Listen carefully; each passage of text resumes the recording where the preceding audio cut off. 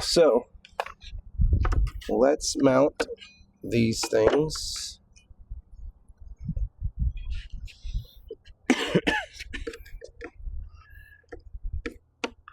So these, what we're mounting right now is the security rods, right? These are just the mounts. This is how Okay. you mount it. And you gotta go with the hex on the bottom.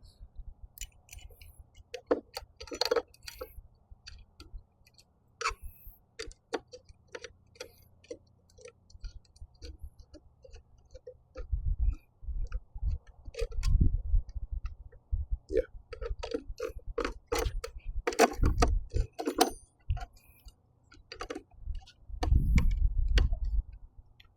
All right.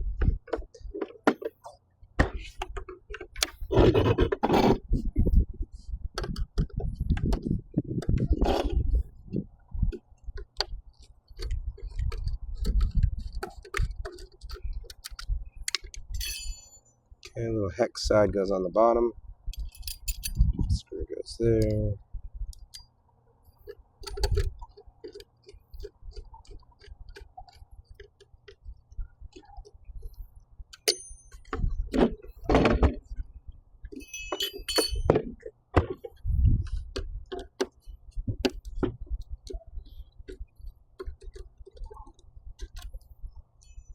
Hex on the bottom.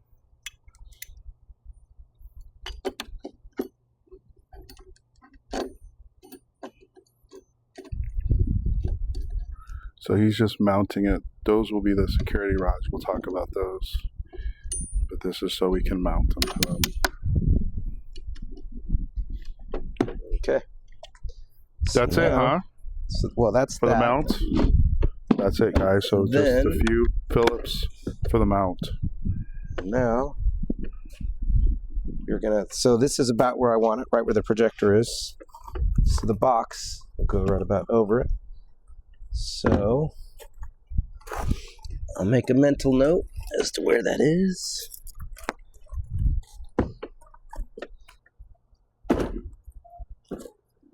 All right. And that's where that needs to go. Check the alignment. Just the angle, right? The closer I can get it to just fit. Do you want me to close that garage so you can see? No, I can see fine. Okay. So, See, he's looking.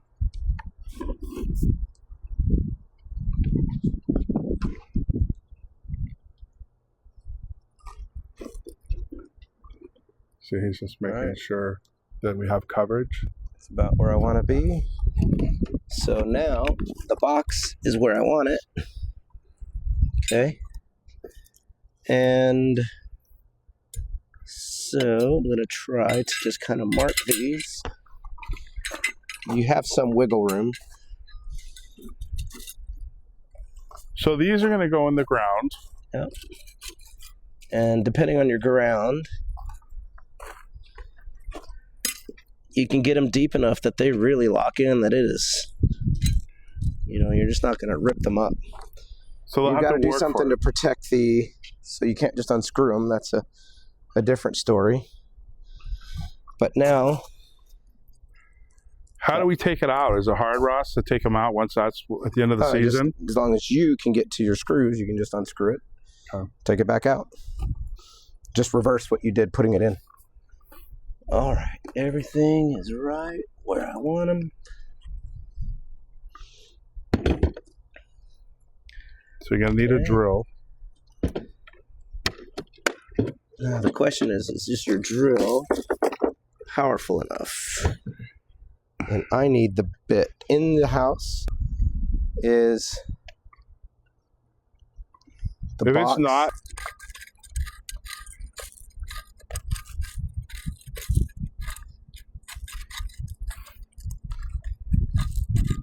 yeah, I'm not used to rocks. right? That's a new. Because you live in Mississippi and Chicago when we did Rich's. yeah, His house was freaking granite underneath really quick.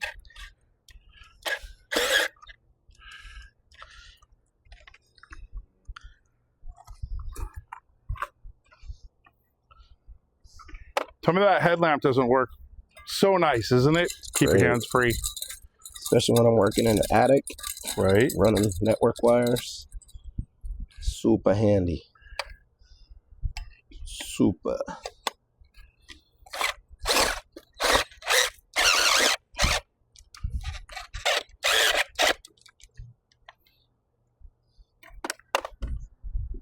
He'll be there in a minute. He slows down. Right.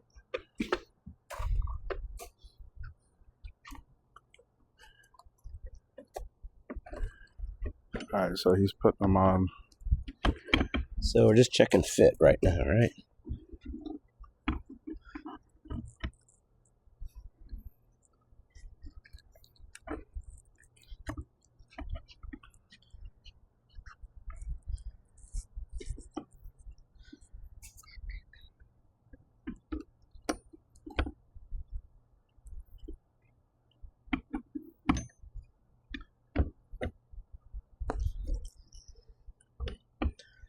Okay, and I'm going to want it slightly tilted down, so the front two need to be deeper than the back two. I'm going to try to send the front two all the way down to the ground level, and then the back two are going to stick out just a little bit. Which that will create your angle, right? Yeah, I want to go ahead and pre-make my angle so I can just drop the projector in there, ideally. I'm going to click you off. All right. This won't take us long. Well, let's see how it does with these rocks. All right. Yeah, hammer drill is kind of... Well, that's got a hammer. It's got a hammer on it? Bet.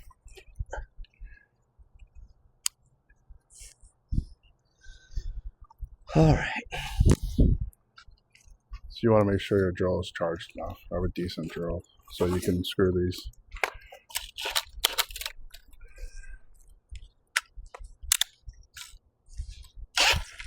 Oh, much better? Torque. Well, it's got some torque, but I'm hitting some rocks.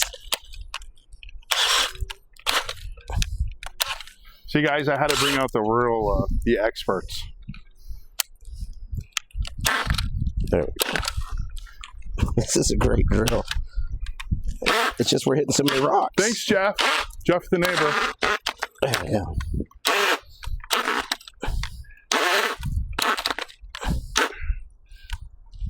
Are you going to my sprinkler lines? Do you have sprinklers? I do, but it's all right. Well, seriously, where are your sprinkler lines at?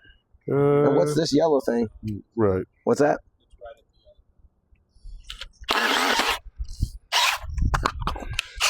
Disgusting. There we go. Okay. Because well, let's see how I do on the others. Okay. Hopefully no YOLO.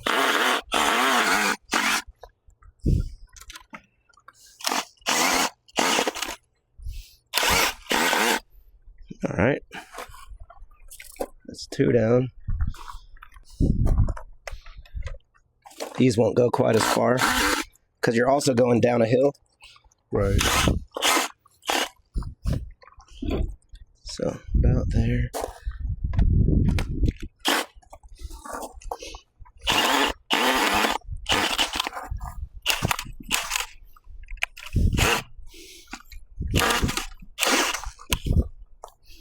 All right, probably went too far actually. And come back up a little bit.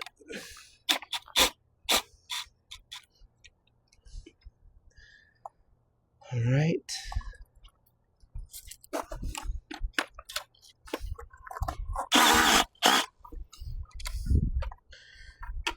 Okay. Let's do a dry fit.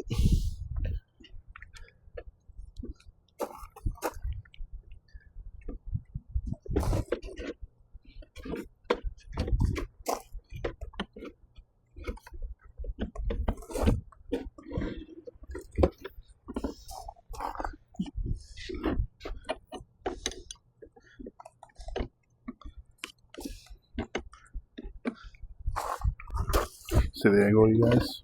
Yep. Just like to see it. A little tricky.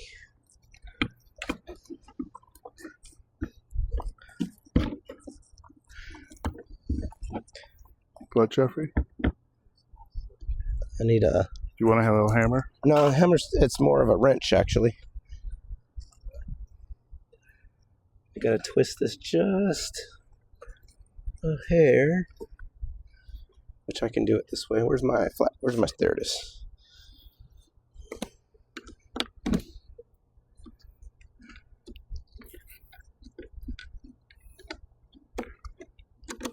And I'll show you guys too. Even though today we'll go back, I'll show you the angle. Yeah. You'll see the angle, but I'll get this on daytime so you can see it too.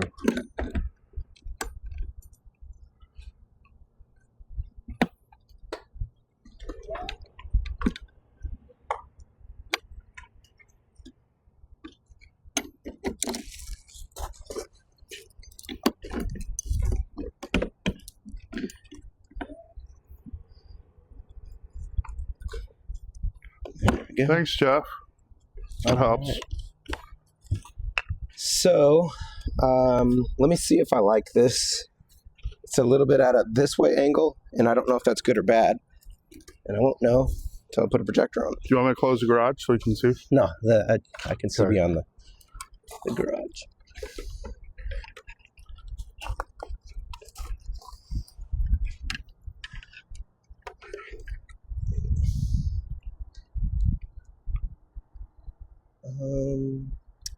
I kind of like the angle that it's at because I'm able to lift off that back corner.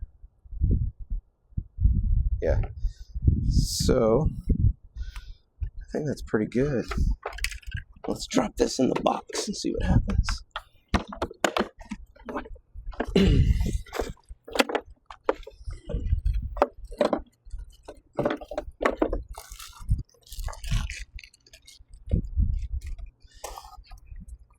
Alright, so projector in.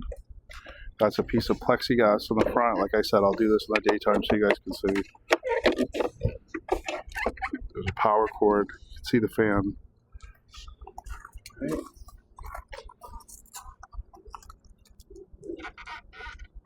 He's looking at his angles. Are we getting coverage? Yeah. All I got to do is lift the back feet up.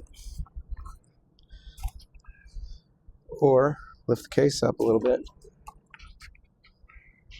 So you see, we got to lift it a little. You guys look at the bottom. See, it's covering at the bottom. You have that little gap. Yeah, I just got to lift the feet. So he's going to adjust You know what? So we get rid of These feet on these BenQ can travel really far. Okay, so first trick he's trying, the feet on the BenQ you can adjust. So you can start there. Maybe you don't have to adjust from the enclosure. So he's going to try it on the projector. What the freak? You just need that little bit of angle. I take that back. We think it adjusts. We'll try and...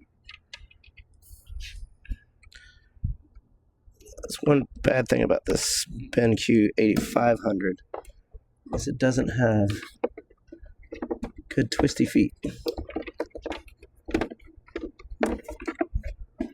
So when you're buying them, it's not a major, but if you're going to use an enclosure, maybe just look to see if it has the twisty feet. You don't need them. You do. But it makes You always do need those twisty feet. Okay. All right. I'm going to compensate by ramming those two in the front a little further down. Or So bringing the two in the back up a little further. So that's where you'll make your adjustments.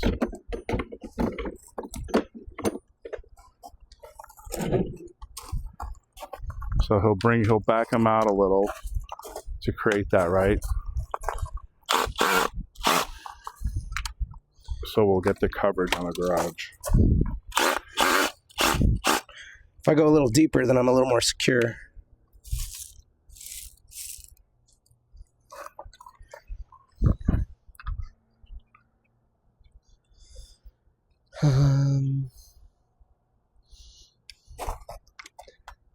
Actually, there we go. Too much. So now it's just little tweaks with the drill. All right, let's try that. So now what you're hoping to see is it will drop it, right? Yeah, instead of using the feet, I'm just going to adjust your enclosure a little bit. Ooh, that's maybe too far. Let's take a look. Yeah. So I need to bring it up. And actually, I forgot something. I totally needed to bring it up. And here's why. Come look. See this fan? Yes. It's shooting the exhaust straight out the bottom. You need a gap on the bottom for the air to flow. Okay. Right? We're touching the ground. Right. Have that. So we're going to lift all the feet up. Otherwise, the fan's not going to work. The fan's going to be blocked. Yeah. So you want to make sure that you have that bit of a gap with the enclosure, right? So it can exhaust. So he's saying, right, there's no room for it to exhaust if it's on the ground. So make sure it's up a little so that it can escape.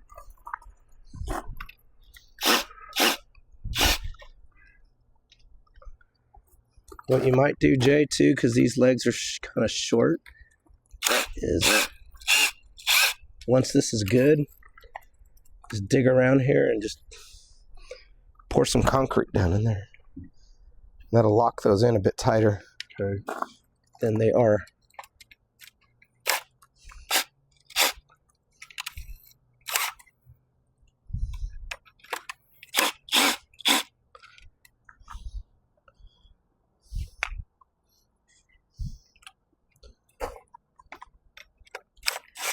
Just making his little adjustments.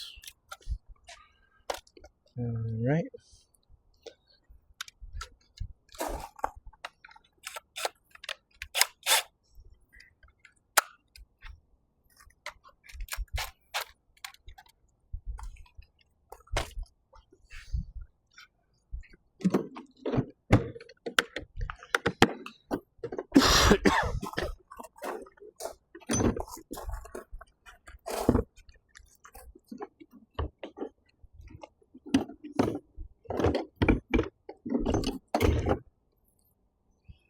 You know what would be easier?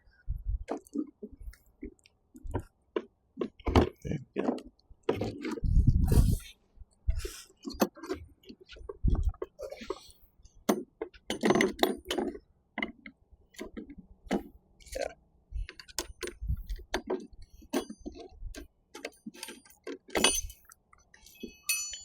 So are there other holes on for the mount that you can adjust, Ross? On the Do back? Is there an adjustment? Did you put the... No, adjusting them right. Okay. Right, like we just did. Yeah. So you can do that.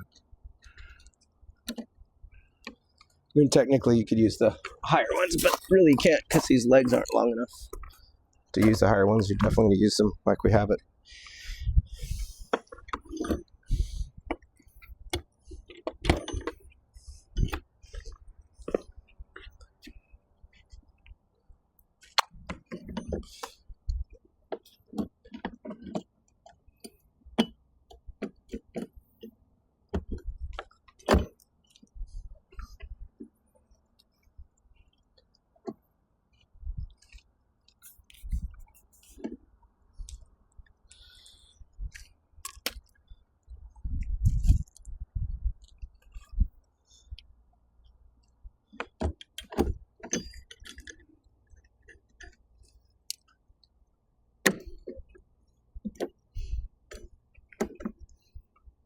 Just kind of set everything loosely, and then once it's in place, tighten it all down.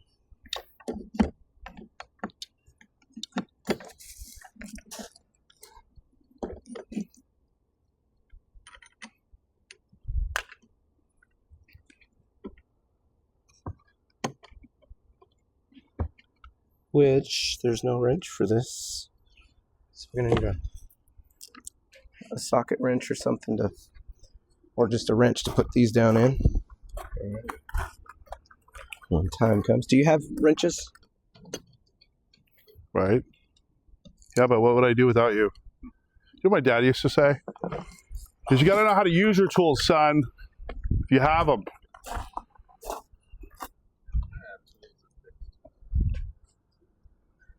But I told you you're like my replacement, Dad. You have every tool. Are we having fun yet, Ross? Yes, sir.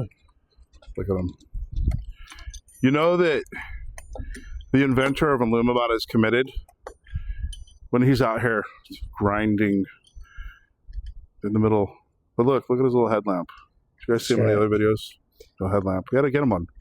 He's committed to the craft, you guys. Do you see this? Gets his hands dirty. Literally! He's getting his hands dirty.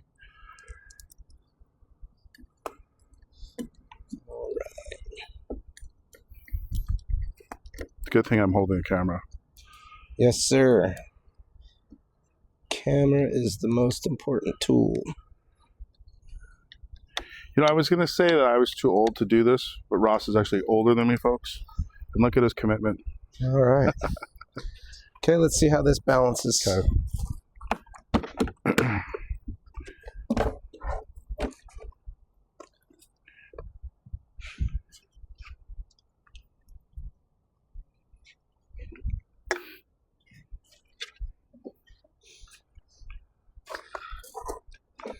So it has this little sleeping bag.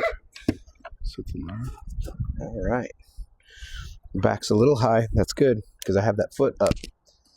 So let's take that foot back down. Little tweaks.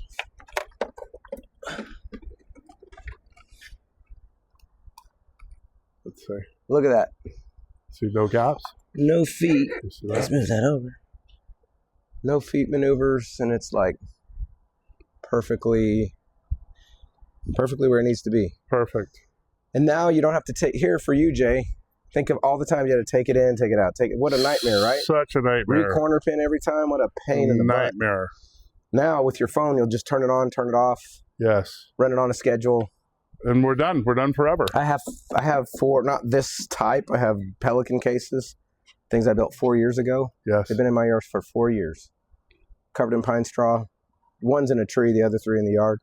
So do you leave your projector in there like permanently, or do you take it out? No, the projectors have been in my yard for 4 years. Okay, so there you go, guys. The bots have been on for 4 years. So I don't even turn them off. They just stay on. Okay. So I'm not holding you to this. We're not responsible. Can they just leave them in like you do? They should leave them in.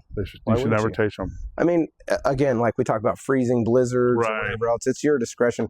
The ones I have in my yard cost less than $100 on eBay, so like whatever. Right. All right, we're rolling.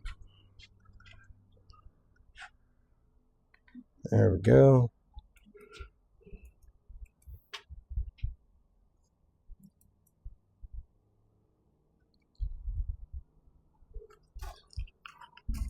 So sometimes when you're doing this,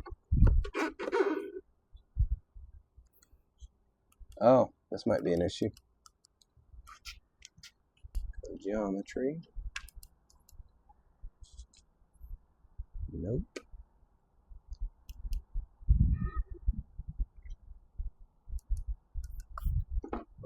Fit.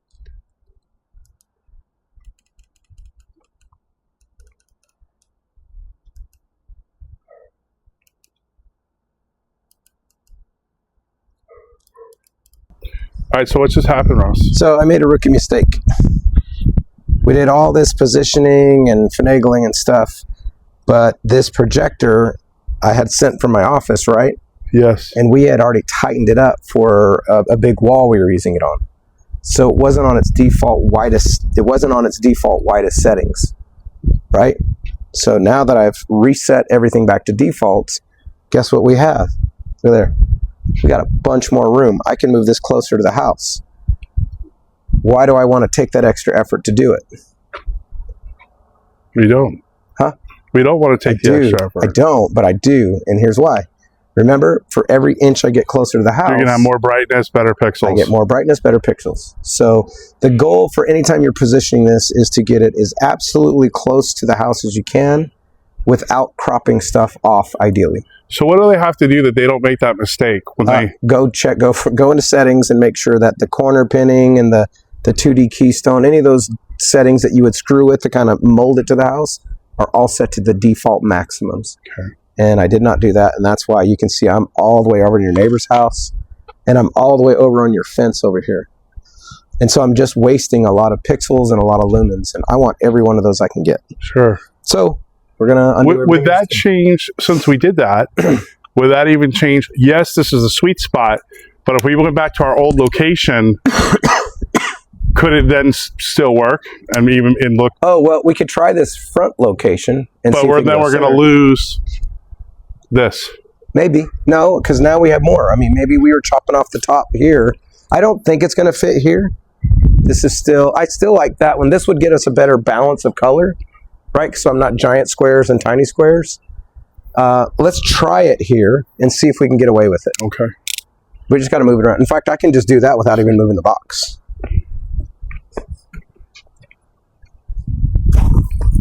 All right, let me put these 2 screws before they get lost. So just make sure that you're at all your default settings. Yep, that was a rookie mistake on my part. I just assumed it was new, and it is not new. It's pretty new. Okay. So, as you can see here, if we put it here, that's what we could get. So you guys see? Let's talk about this for a minute, just for the viewers, right? All right. So pros and cons, right? Everything's a trade-off. So here, if we put the box, and it actually would be about right here, and it would be a little bit angled, right, to get that whole wall. Move this over here with your little pumpkin. So the trade-off is we're not across the sidewalk. That's good, right? Check that off. These squares you can see are not tiny and massive, so we get a much more even distribution. It'll be pretty much an even brightness all the way across. You get all of the doorway and most of your curve. Yeah. So that's a double win right there. Look at your doorway now. You can really kick that doorway. The doorway is going to shine here. This we were losing anyway. And plus you're going to chop these down. Right. Just tame them down a little bit. You're not going to cut them down. Just get some more wall out of it. Yes. This tree, totally not an issue. So I love it, with the one exception is you're only getting half your garage.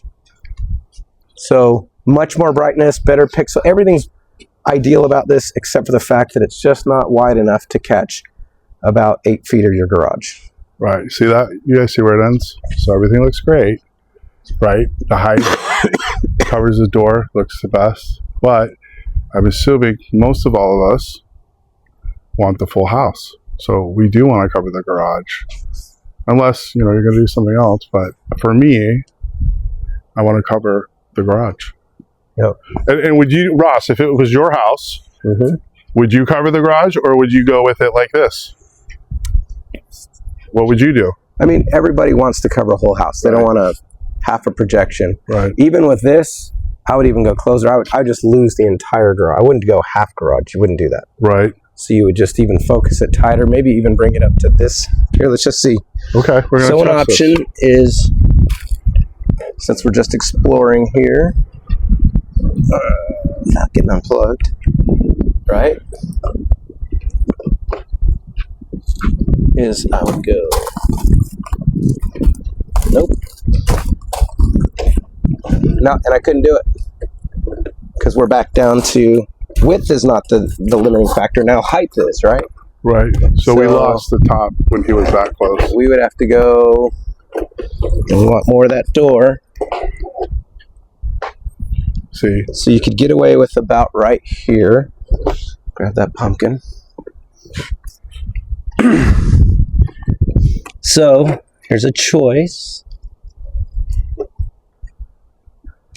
Now you get so pros and cons, right? We still get the sidewalk thing. We would just eliminate the garage altogether and you just have this round part. You don't get that full round outside. We lose that. But what you do get here is super bright. The vividness on this would be, when you did like Dia de la Muerta or anything on there, it would just be explosively color. But don't you think we're gonna play this out? You would put a second projector here, yes, and go from the edge of the garage. You just get super focused on the garage. That's where you do a 2 projector setup. See, so you guys asked so many times, when would we do a 2 projector? This is it. Yeah. So you can go brightness, right, and look amazing. Then we're going to have to go here. But let me ask you this. So you're on a budget. So if you're on a budget, you put it where we have it here, and you go whole house. Right. 1 projector. Done. And it's going to look good, but if you have just infinite amounts of cash or whatever else, or you just have extra projectors or whatever, then again, it's just all about the closer you are, the more pixels, the more brightness, the more lumens, the more wow. I mean, the colors on this are going to just explode wow. The downside is right now you'd be doing dual images, and you have to kind of work those 2 together. Right. So there's pros and cons in all of them. I think in your case, the best bet we're going to have is just right where we have it, but closer. Agree. That's what we're going to do. And it's not ideal because, see, we're so far from that wall over there that look at the pixel density is nice and tight right now at that center point. But you just can't have it's trade-offs. It's all about the trade-offs. See, and I, in my opinion, I feel that for the average person, right, that comes to see your house, the wow factor for them, because they don't know what you know, is to have the whole house done, right? They're going to get that, wow, look at the house. But as you get into this, let's say it's my case. Yeah, and then, oh, sorry, you were talking. Go ahead. Maybe you're like, okay, now I'm ready for a second projector. I'll run the 2 bots, right? We go from that, because now you're like, look at the detail, and we'll just get a second bot and then have just 2 focal points, right? Both sides. And then that eliminates all the problems, brightness, closeness. And you know what? I mean, I think going closer is not helping. It's helping this first side be even more insanely bright, but it's not going to do anything to that side other than cut off. Right. Because the harder angle I'm at, it's just too much angle. So actually, this is the best position. And also, like you were saying, like, look at the castle part. That's going to be a boom in people's faces. So you have to look at the architect of your house going, well, that's going to hit people less than out there. So what I'll do is I'll just kind of crop those in a little bit with just the projector settings and tighten it up. Yes. I don't actually think that, I was talking to the manufacturer about that. Does that help or hurt when you do the pinning? Because when it's pure, it's just shooting out maximum amount of pixels. When you do this, they actually programmatically remove pixels. And so it doesn't help you get any brighter. Okay. I don't know that helps the resolution. We will mask that out anyway. So, yep.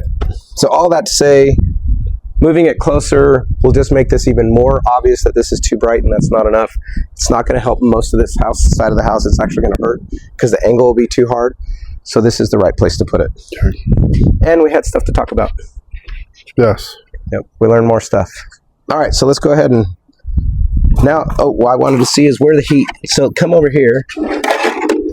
So in this box, projector pulls in cold air, pours out hot air. The laser is not too bad. So I'm going to feel this side. Feels pretty cool. This side feels pretty hot. So all the hot air on this one's shoving out this way. So I want this barbecue fan to be on this side. Mm-hmm. So I got to move it. So that's what I'm going to do next.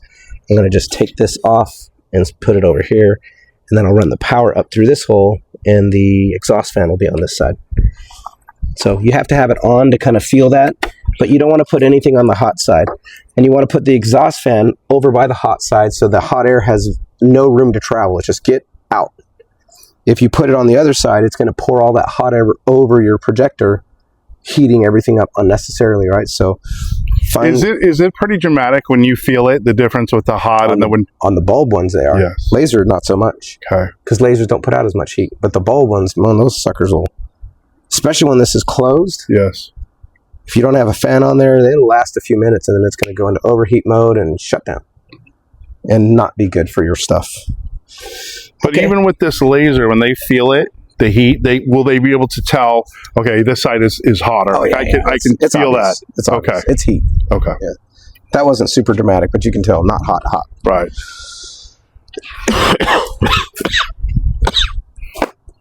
All right, good. White wolves, right?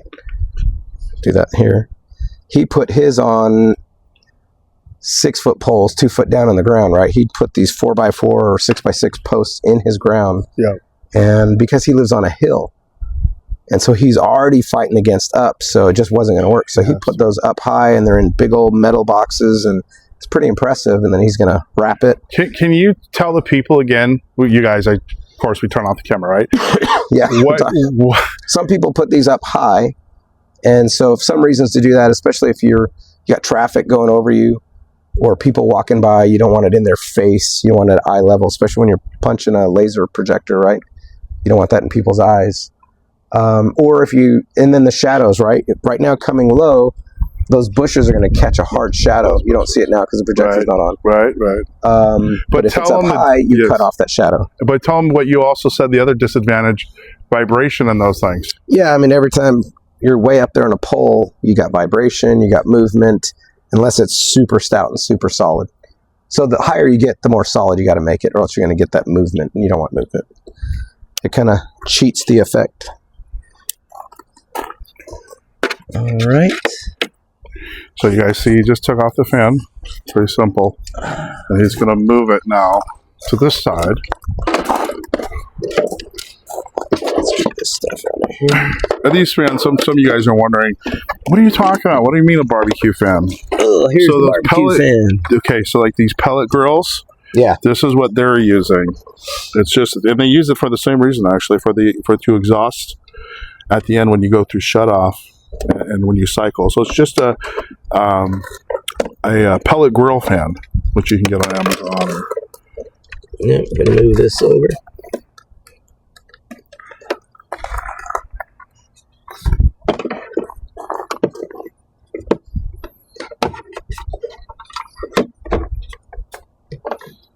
That'll work.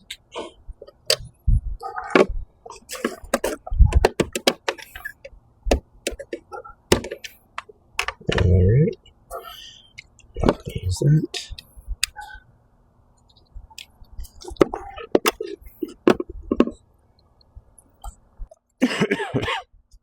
Nothing glorious here. Now we're just going to go ahead and wire this up. Now that we've moved the fan, you got me the power. That's right, move the fan. So we're just going to pull this thing. There's a hole right there. And he's running my power cord through. And I like to put it up inside so that it stays nice and dry, and even the connection's nice and dry. Right? And then we'll extend this.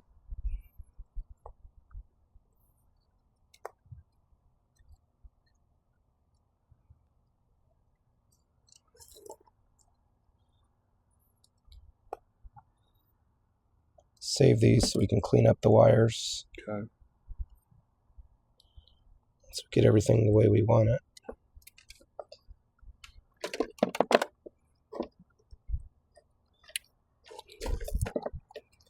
Okay. Push that to the back for now. This.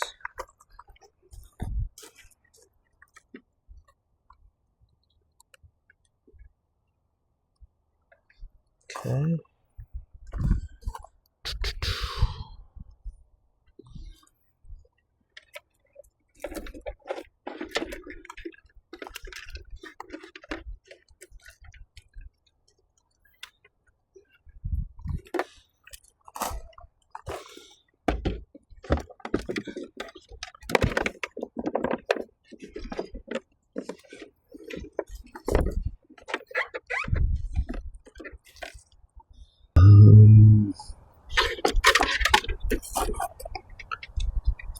Okay.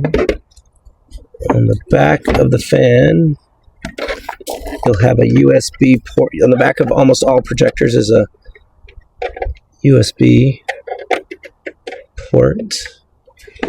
Let's see if we can pull power from it. Okay.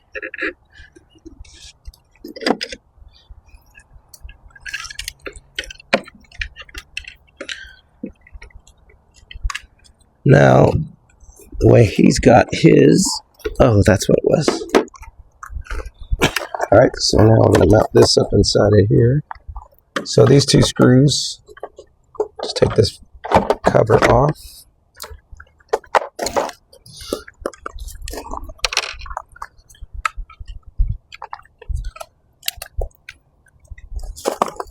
Right. Now that's the bot, you guys. He's got in his hand. He's gonna put it. I'll put this up here. Actually, let me.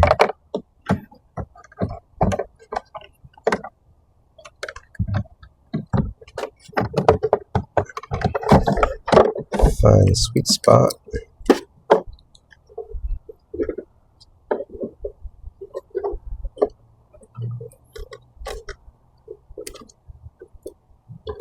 There we go.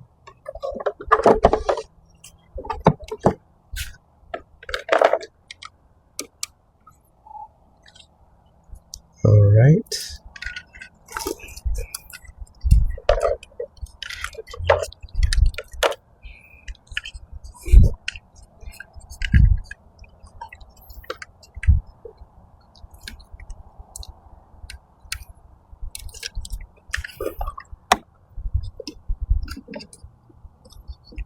So that little spot was made for the antenna and also the bot, right? Yeah, you kind of carve this out. I'm going to see how this goes, if we like it. If we're not getting strong enough signal, we may shove this up here closer to the house.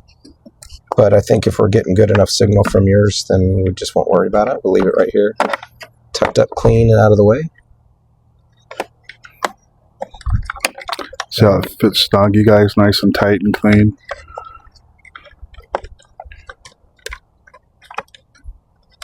Yeah.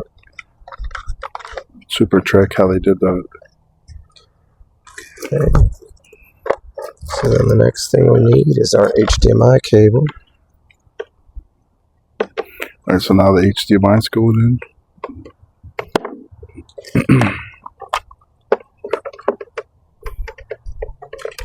Right, you can bend it. You just bended it to make it fit. Yeah, just kind of. There we go. You do need a longer one here.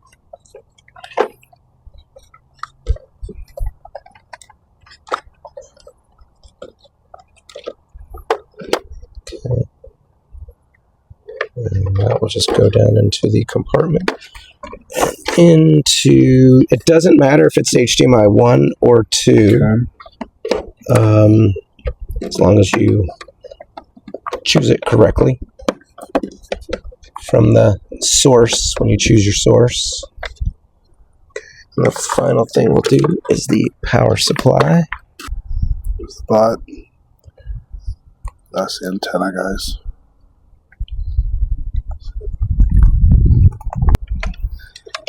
Alright. Now I just plug in the power supply into the bot. Yeah, we're going to let this... So that's what he's got these little things here for. So it lets the power supply, we'll kind of hang it out the front, but then we'll slip it back in the back here. Yeah, we're good. I think you got those. We're just tapping everything up underneath here the best we can.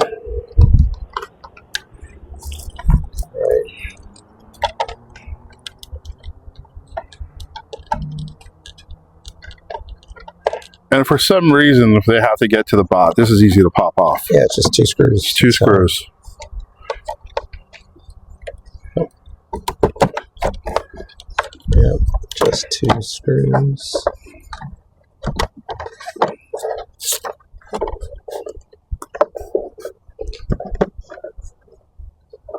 Alright. Let's see where his little...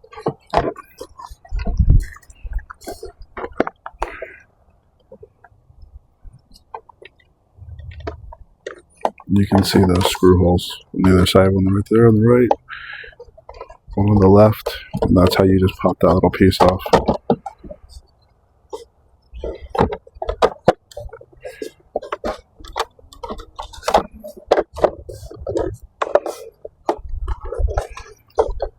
Okay, we get our screwdriver.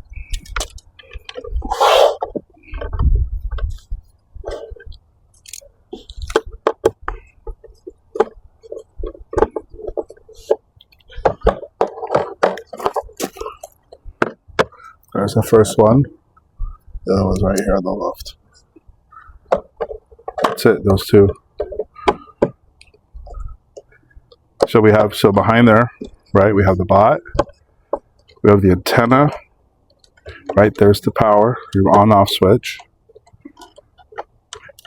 And then we moved the fan to the other side because we felt that it was too warm on this side, right? But yeah.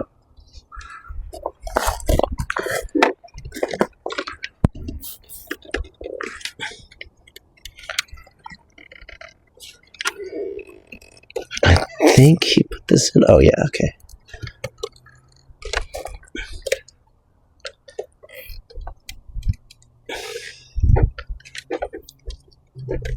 That's some good tape right there.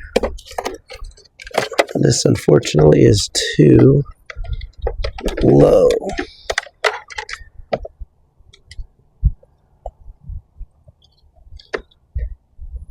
In fact, I don't even want it on this side. And I can just move it. I can and I will.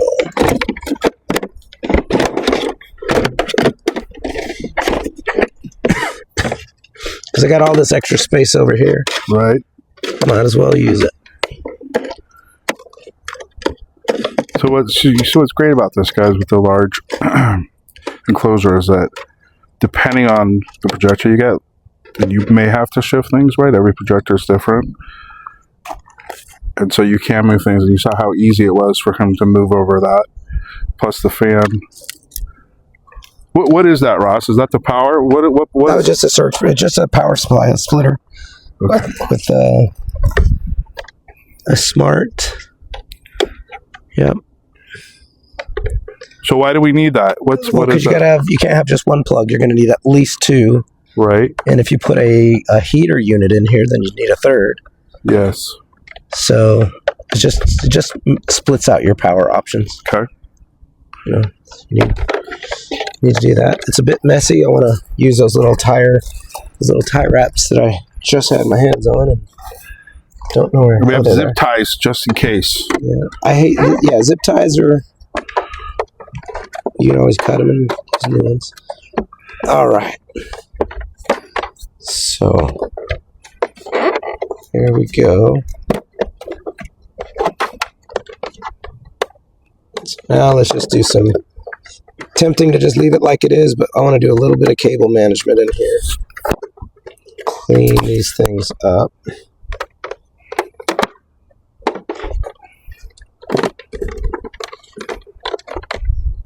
Let's just do that now.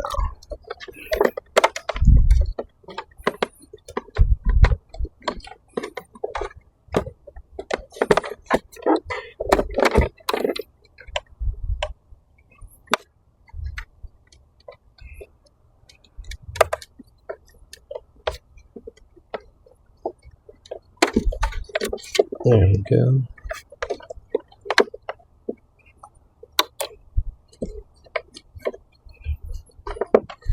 I have just a little bit less of a mess.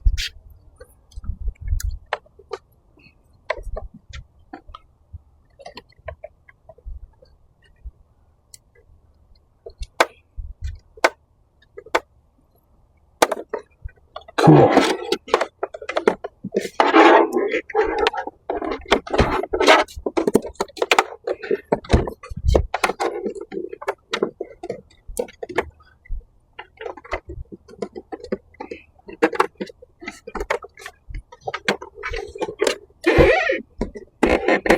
The HDMI. You just put the HDMI in the back of it. Okay, so if you look, I didn't realize that. Everything is ready to go. I don't know if you guys can see that the red light is on. It's powered up. Power's on, so you can always power it off and on right here. It is ready for Wi-Fi. It should have picked it up already. There we go. You know what? I'm going to reboot it. Because it already knows your Wi-Fi. It should have that, and it should have just got it and found it. So I'm going to reboot it and be lazy. And I should get it should just come back on. If it doesn't, I'll re-enter it. This is the cool side. So you can either leave that in the box, or if you're not One thing I didn't bring you was an IR link. So let's talk about that now. With a projector, there's 3 ways to power them, turn them on and off. Well, I guess a few ways, but we'll start with the best and work our way down. Most don't have this, but the really good commercial ones have a thing called PJ Link. That's if there's an Ethernet port in the back, and it has a special protocol that really it's a really good standard, and it'll just reach in there and say power on, power off. If you have a projector like that, you can go into the settings, and we'll look this up on the app, but you can go in there and choose PJ Link, and it'll send the commands. There's a little bit of connection stuff you have to do with some IP addresses, so it's a little more on the complex side, but if you can do it, do it. Most projectors, domestic projectors, don't support PJ Link, so we'll go to the second best way, or probably the most common, which is CEC. That stands for Consumer Electronics Control, but really think of it this way as, and let me get the light so you can see. There you go. This HDMI cable, the same thing you plug in to get the bot connected with the projector and you do all your video through, has a special way of sending power on-off commands through this wire. So no extra wires needed. You're already plugged in with this if your projector supports CEC. Not all do, and not all do in the same way. It's kind of stupid tricky. Do the higher end ones support it usually, or okay? All of, most, it's the most common, should do CEC. The really cheap Amazon, or not Amazon, but the cheapos usually don't do CEC either. But the mid-range, all those generally should. The ViewSonic supports CEC, both directions. This BenQ, which is the high-end really good, unfortunately has one tiny flaw, and they don't support bidirectional CEC. You can use CEC to power it on, but you can't use it to power it off. Or maybe it's vice versa. It's missing one of the legs of that. So when you don't have a projector that does PJ Link or CEC, what do, right? I still want to remotely turn it on. I don't have to walk out here and hit it with a remote control every time. So we do a third thing that kind of clones this remote control. So the way this remote control works is this little light up in top. It shoots an infrared light, right? You can't see it to the naked eye. Your phone can see it, though. If you ever look through your phone at this, you're looking through the phone. You see light? Yes, right? We see it. Yeah, that's infrared. I can't see it. I see nothing, but your phone will pick it up. Well, that's how most remote controls work on almost every single projector out there. All of them use a remote control. Oh, shoot. And look, I wasn't even aiming it at this thing, and it shotguns light, right? You think you have to aim it at the thing, you don't. This thing is like a giant shotgun just blasting out light everywhere. So if it picks it up like this just did, it's picking that up from here. Right. So what we invented is a thing called IR Link, right? Because it's infrared light by IllumiBot, and you plug it into your bot, and I don't think I brought you one, unfortunately. I'll send you one, and you'll plug it in. And it just plugs into the same side USB ports that the antenna went in. There's 4 of them. We only use one. We'll now use a second one of those ports, and you'll plug the IR link in, and then you just do a one-time setup. You basically point your projector remote at the side of the bot, and you say, okay, learn, and you press the power button, and it memorizes and learns what that means. Once it's done it, now the bot can pretend to be this and send the same IR signal, and you just put this little IR blaster inside of here as if you were putting this inside of here. Right. But now your IllumiBot does all the work. It clones your remote control, and now you can just leave this in a drawer or leave it down here. And when you want to power on the projector, you go into your app and you just hit power on or power off. Or when you schedule a show and you say, okay, it's 6 o'clock at night, because you want your projector to be off during the day. You don't want to run your projector 24/7. So your projector's off, and then at the right time, either with IR Link or CEC or PJ Link, one of those 3 methods, it can send a command that says, hey, wake up the projector, turn it on, get everything ready, run your show, play it for a couple of hours, and then send the power off command, shut your projector down, leave it, let it go to sleep for the next day. save the bulb, save the life of the thing, and you don't have to do anything.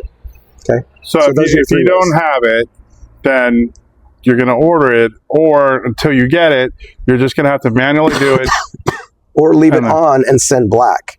So it's really using the minimal amount, but the projector is on and it's sending an absence of light. But ideally, you want to turn just power your projector off. Sure. So 3 ways to do that: CEC, PJ Link, or IR Link, or just manually with your hand.